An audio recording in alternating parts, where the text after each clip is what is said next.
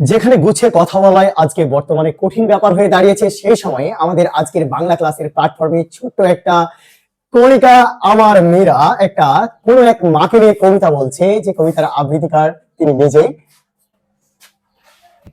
আসসালামু আলাইকুম, আমার নাম মোসাম্মদ মাহিরা তাসনিয়া। আবৃত্তি করছি কবি আবু জাফর বাইদুল্লাহ রচিত কোন এক মাকে কবিতাটি। কুমড়ো ফুলে ফুলে নয়ে পড়েছে লতাটা, সজনে ডাঁটায় ভরে গেছে গাছটা, আর আমি ডালের বড়ি শুকিয়ে রেখেছি। খোকা, তুই কবে আসবি, কবে ছুটি?